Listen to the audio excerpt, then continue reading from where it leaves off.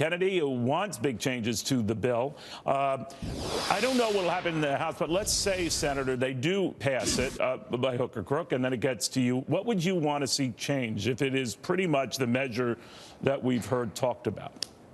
I'd like to see the work requirement for Medicaid made non-optional. Right now, a governor can choose to implement it or not. I think it ought to be a requirement. Number two, I would like to see the mandates for the provisions of an insurance policy change. You know, today I can go to the grocery store and choose among 14 varieties of mayonnaise.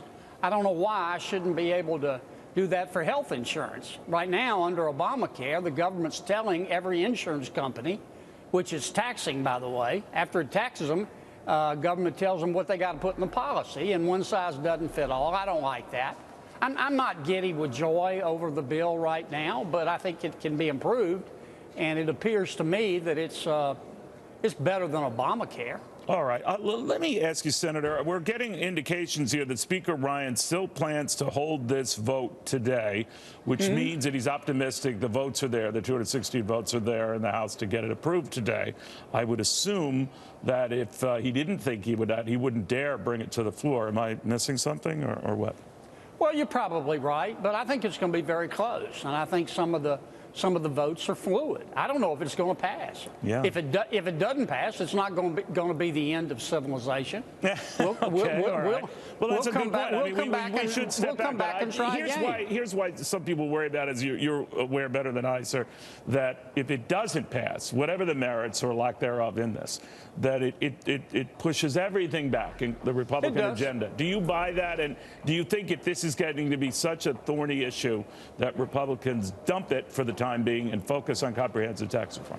Well, it is a thorny issue. It's also an extraordinarily important issue. Yes, the ideal situation is to do health care and then move to tax reform. I'm very interested in tax reform. Tax reform to me means lower taxes. But if this thing got stymied, sir? I mean, would you be willing to say, all right, forget it? Yes. No, I'd be willing to come back to it. We got to get it right. You want to get this right first before tax stuff? I do want to get it right. Okay. But we're in agreement on one thing. I don't mean any disrespect, but I think a vast majority in both the Senate and the House agree that Obamacare sucks. I mean, it's horrible. We can do better. We're not going to come up with a bill that's perfect, that everybody is in love with. But the current House bill, I think, if you're going to be reasonably objective, is better than Obamacare. But we can make it better still in the House and in the Senate. But aren't a lot of your Republican colleagues saying, Senator, that to your suck analogy there, that at least it's not the Titanic. If it's still sinking, it's still bad, right? Well, I don't know if I would use that analogy. Look, I was just trying to clean up your language, that's all.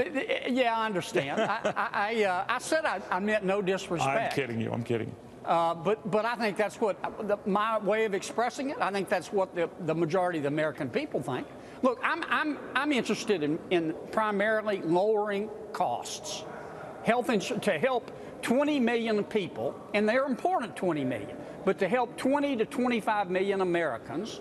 Under Obamacare, Congress turned upside down the health care delivery system for the other 300 million. I'd like to try to do something for a change that helps all of them.